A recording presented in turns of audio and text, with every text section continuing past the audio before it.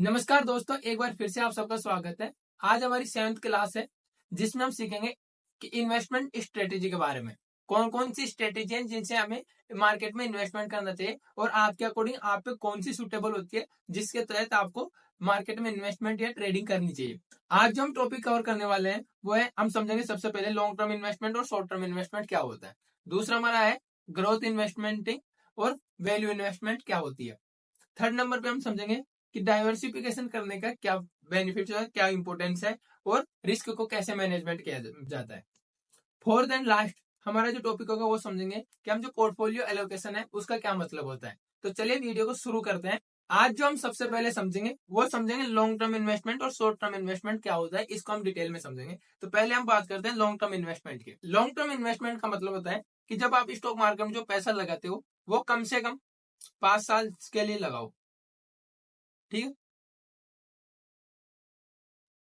तो उसको इन्वेस्टमेंट को हम लॉन्ग टर्म इन्वेस्टमेंट कहते हैं। जैसे आप पैसा लगाते हो एसआईपी में, ठीक है, म्यूचुअल फंड्स में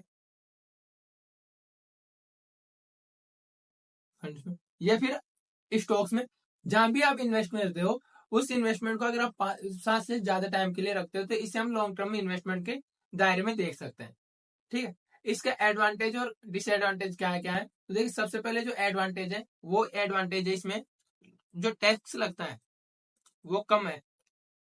टैक्स कम लगता है, केवल long term capital gain tax लगता है जो कम लगता है, ठीक है। दूसरा, हमें इसमें कंपाउंडिंग का भी बेनिफिट मिलता है, यानी कि जो ब्याज पे ब्याज मिलता है, रिटर्न पे रिटर्न जो मिलता है उसका भी बेनिफिट मिलता है। थर्ड है कि जो लॉन्ग टर्म इन्वेस्टमेंट करते हैं वो बाजार से के जो उतार चढ़ाव होते हैं उनसे ज्यादा इफेक्ट नहीं पड़ता उस चीज पे, और वो उनको एक स्क्रीन टाइमिंग भी देखने की जरूरत नहीं पड़ती है, ठीक है। यहाँ पे मैं आपको कुछ एग्जाम्पल दिखाता हूँ, जो एग्जाम्पल्स आप देखेंगे कि लॉन्ग टर्म इन्वेस्टमेंट से कितना तगड़ा बेनिफिट मिलता है। अगर हम सबसे पहले बात करें तो बजाज फाइनेंस की इन्वेस्टमेंट की, कि अगर आपने 2009 के अंदर 2009 में अगर बजाज फाइनेंस का 20 रुपए पर शेयर था, ठीक है, प्राइस, जो आज अगर आप बात करते हैं, ठीक है, आज वही शेयर का प्राइस 7,000 से ऊपर चल रहा है। आप कंपेयर कर सकते हो कि कितना भयंकर का रिटर्न मिला है इसमें 15 साल के आसपास, 15-16 साल में कितना ज्यादा रिटर्न दिया है दोस्तों। इसने लगभग इस टाइम पीरियड में लोगों का जो इन्वेस्टमेंट है वो 350 गुना कर दिया। अगर आप इसको परसेंटेज वाइज देख दो तो 35,000% का रिटर्न मिला है इसमें 15 से 16 साल। और अगर आप गुना में देखते हो तो अगर आपने इसमें 1 रुपया लगाया होता तो आपका 1 रुपया 350 रुपए, यानी कि 1 लाख रुपए आपके 3.5 करोड़ रुपए बन जाते। ये है। दूसरा, अगर आप यहाँ पे एग्जांपल देखते हो, दूसरा एग्जांपल आपको दीपक नाइट्रेट का दिखा देता हूँ। दीपक नाइट्रेट की प्राइस 2010 के अंदर 10 रुपए पर शेयर थी, ठीक है। अगर आज आप उसको देखते हैं तो वही प्राइस आज 2200 रुपए से ऊपर ट्रेड कर रही है, ठीक है, पर शेयर के हिसाब से। तो अब यहाँ पे देख सकते हो आप कितना भयंकर का रिटर्न मिला। यहाँ पे भी अगर आप देखेंगे तो 22,000% का रिटर्न मिल रहा है, ठीक है। तो और 2200 गुना, ठीक है। अगर यहाँ पे आपने 1 लाख रुपए लगाए होते तो वो आपके 2 करोड़ 20 लाख रुपए के आसपास पैसा बच जाता। तो ये होता है लॉन्ग टर्म में कंपाउंडिंग का मैजिक। तो ये था हमारे लॉन्ग टर्म इन्वेस्टमेंट के कुछ एग्जांपल। अभी भी अगर आपको कोई डाउट हो तो आप कमेंट करके पूछ सकते हैं। अब हम नेक्स्ट जो समझेंगे वो समझेंगे शॉर्ट टर्म इन्वेस्टमेंट क्या होता है। दूसरा हम समझेंगे शॉर्ट टर्म इन्वेस्टमेंट को। तो शॉर्ट टर्म इन्वेस्टमेंट में क्या होता है दोस्तों, इसमें आप कुछ हफ्तों से लेके और कुछ महीनों तक होल्ड करते हो, ठीक है। तो उसको हम शॉर्ट टर्म इन्वेस्टमेंट कहते हैं। इसके अंदर आप जैसे स्विंग ट्रेडिंग करते हो तो उसको हम देख सकते हैं, जो आप जिसको आप 2 महीने 3 महीने 6 महीने तक होल्ड करते हो तो ये स्विंग ट्रेडिंग, ठीक है। ये सब चीजें आती हैं जो शॉर्ट टर्म इन्वेस्टमेंट में आती है एक तरीके से, ठीक है। या फिर आप जैसे पैसे आज लगाए, पोजिशनल ट्रेडिंग होती है जिसको आप साल 2 साल तक होल्ड करते हो, तो ये सब शॉर्ट टर्म इन्वेस्टमेंट में आती है, ठीक है। इसका फायदे क्या होते हैं, इसमें एक तो आपको जल्दी रिटर्न मिल जाता है, ठीक है, फास्ट रिटर्न मिल गया।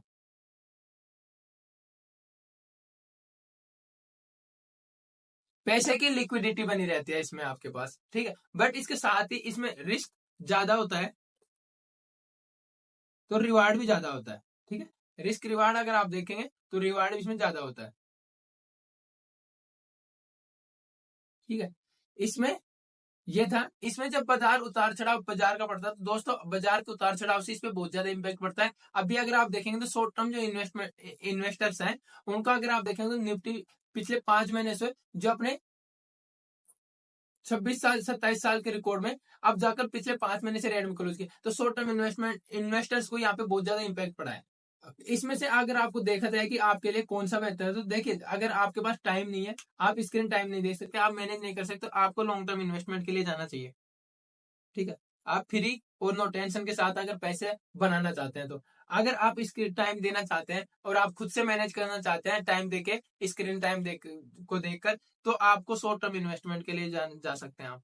तो ये दोनों टॉपिक्स आपको अच्छे से क्लियर हो गए होंगे। अब चलते हैं हमारा जो नेक्स्ट टॉपिक है उसके ऊपर। नेक्स्ट जो हमारा है वो है ग्रोथ इन्वेस्टिंग और वैल्यू इन्वेस्टिंग क्या होती है, चलिए उसको देखते हैं। दूसरा जो टॉपिक है हमारा वो है ग्रोथ इन्वेस्टिंग और वैल्यू इन्वेस्टिंग। तो हम सबसे पहले ग्रोथ इन्वेस्टिंग को समझते हैं। ग्रोथ इन्वेस्टिंग उन कंपनियों में होती है करते हैं जो नए इनोवेशन पे आधारित होती है। जैसे अगर अभी आप एग्जांपल के लिए देखो तो एनर्जी सेक्टर में देखो, कंपनियों के साथ साथ गवर्नमेंट का भी कितना ज्यादा इस सेक्टर में फोकस है। तो ऐसे जो सेक्टर्स होते हैं, ठीक है, जिनमें नए इनोवेशन, उन सेक्टर से रिलेटेड कंपनियों को जो इन्वेस्टमेंट करते हैं उसको हम ग्रोथ इन्वेस्टिंग बोलते हैं।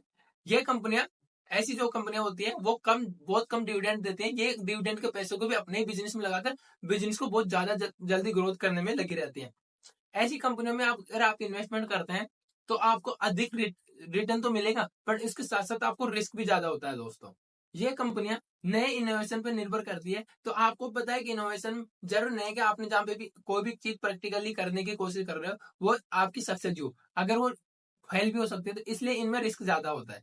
वैल्यू इन्वेस्टिंग में कंपनी का जो रिस्क होता है वो कम होता है, रिटर्न हमें ज्यादा मिलता है। इसके पीछे का रीजन बताता हूँ। अभी मान लीजिए जो स्टॉक 30 से 40% गिर चुके हैं अच्छी कंपनियों, आप उनमें इन्वेस्टमेंट करोगे अभी, तो नेक्स्ट जब भी 4 महीने बाद 3 महीने बाद जो डाउनफॉल आएगा, उस डाउनफॉल में आप देखेंगे करेक्शन टाइम में जो कंपनी अभी करेक्ट हो चुकी है उन पे वहां पे कम इफेक्ट पड़ता है।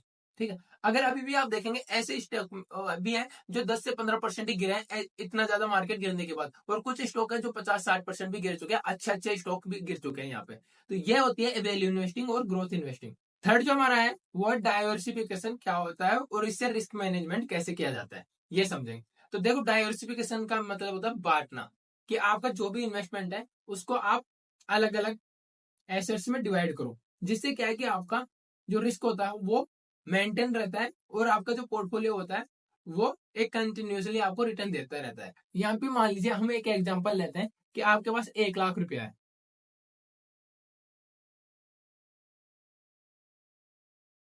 जिनमें से आपने 30% स्टॉक्स में लगा दिया,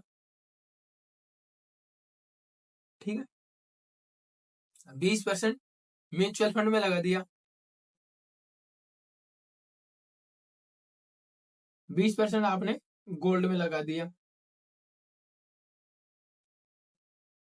20% आपने एफडी कर दी या फिर बॉन्ड खरीद लिए, ठीक है, और 10% पैसा आपने क्रिप्टो में लगा दिया।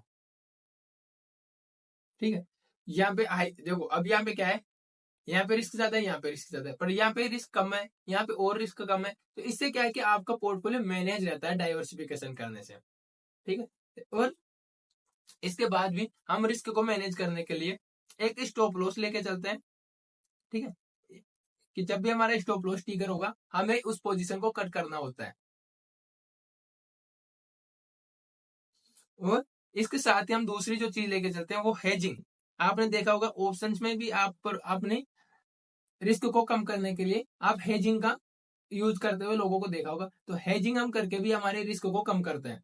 लास्ट आज का जो हमारा टॉपिक है वो है पोर्टफोलियो एलोकेशन। पोर्टफोलियो एलोकेशन का मतलब भी रिस्क को कम करने के लिए और अपने रिटर्न को ज्यादा से ज्यादा मैक्सिमाइज करने के लिए हम यूज करते हैं। पोर्टफोलियो एलोकेशन दो प्रकार से भी कर सकते हैं। एक होता है अपना बैलेंस पोर्टफोलियो एलोकेशन, दूसरा होता है आपके एज के अकॉर्डिंग। ठीक है, कि एज के अकॉर्डिंग अगर अभी अंडर 20 या 30 हो तो आप एक ज्यादा रिस्क के साथ पोर्टफोलियो बना सकते हो, ठीक है, थोड़ा। बट अगर आपकी एज ज्यादा हो गई तो आपको बेस्ट पोर्टफोलियो बनाना होगा। उसमें आपको 2-3 प्रकार के मिल जाते हैं, एक अग्रेसिव हो जाता है, एक कंजर्वेटिव हो जाता है, एक बैलेंस हो जाता है, समझ रहे हो आप। ये सब आपको नोट्स में अच्छे से डिटेल में आप पढ़ सकते हो, नोट्स आपको लिंक में मिल जाएगा, वहां से आप डाउनलोड करके प्रिंट करवा लीजिएगा। तो ये हमारे पोर्टफोलियो एलोकेशन के प्रकार थे। यहाँ पे आपको मैं कंजर्वेटिव पोर्टफोलियो के बारे में बताता हूँ कि कंजर्वेटिव पोर्टफोलियो क्या होता है। यहाँ पे मान लीजिए आपने 60% पैसा आपने बॉन्ड्स में लगा दिया, ठीक है, बॉन्ड्स में। इसके बाद आपने जो 30% पैसा है बचा आपका 40 में से, तो वो 30% पैसा आपने स्टॉक्स में लगा दिया, ठीक है, और 10% पैसा आपने गोल्ड में लगा दिया। तो ये आपका एक तरीके से कंजर्वेटिव हो गया। आप बिल्कुल भी रिस्क कम नहीं ले रहे। बॉन्ड में सबसे ज्यादा पैसा लगा दिया, बॉन्ड में फिक्स इनकम आएगी, स्टॉक्स में आपने 30%, तो ये आपका बिल्कुल कम रिस्क का है, बिल्कुल मैनेज है, बट ये कंजर्वेटिव है आपको बिल्कुल। एक बैलेंस पोर्टफोलियो कर सकते हो आप। बैलेंस पोर्टफोलियो में आपने ये 60% बॉन्ड को है, ठीक है, यहाँ पे आप 30% 50% स्टॉक्स में ले जा सकते हो, ठीक, 50% आपको स्टॉक्स में लगाते हो, ठीक है, ये बैलेंस हो गया, ठीक है, समझ जाएगा। और इसके अलावा 30%, अब इसमें आपने 30% स्टॉक्स की जगह अब यहाँ पे हम बॉन्ड्स में लगा देंगे, ठीक है, और 20% पैसा हम गोल्ड में लगा देंगे। ये हो गया बैलेंस में। और एक होता है अग्रेसिव, कि हमें ज्यादा रिटर्न चाहिए और हम रिस्क भी ले सकते हैं, अग्रेसिव, समझ रहे हो। अग्रेसिव पोर्टफोलियो में आप क्या करोगे, 70% स्टॉक्स में लगा देते हो, बट यहाँ पे दोस्तों रिस्क बहुत ज्यादा हो जाता है, ठीक है, बहुत ही ज्यादा। 20% आप क्रिप्टो में लगा देते हो, बचा आपका 10%, 10% के आप बॉन्ड्स या फिर गोल्ड में लगा देते हो, ठीक है, 10% आप बॉन्ड्स या फिर गोल्ड में लगा दिया। तो ये एक पोर्टफोलियो एलोकेशन होता है, ठीक है। एज के अकॉर्डिंग आप देखते हो, एज के अकॉर्डिंग देखते हो। अभी मान लीजिए आपकी 20 साल 30 साल एज है, तो आप एक ज्यादा रिस्क का ले सकते हो, क्योंकि आपकी एज मान लो 30 से 50 साल हो गई, तो यहाँ पे आपको पोर्टफोलियो में संतुलित पोर्टफोलियो मतलब एक बैलेंस पोर्टफोलियो बनाना होगा, जहाँ पे रिस्क कम हो, मॉडरेट रिस्क हो, ठीक। आपकी एज 50 साल से ज्यादा हो गई, तो यहाँ पे आप अधिक से अधिक बॉन्ड्स में और एफडीज में या फिर ऐसी जगह लगाते हो पैसा, म्यूचुअल फंड में, जहाँ पे रिस्क बहुत कम हो। तो ये हमारा पोर्टफोलियो एलोकेशन था। और दोस्तों आज की आज की जो हमारी क्लास है वो यहीं पे कंप्लीट होती है। अगर क्लास से रिलेटेड आपको कोई भी डाउट है तो आप कमेंट करके पूछ सकते हो। धन्यवाद दोस्तों।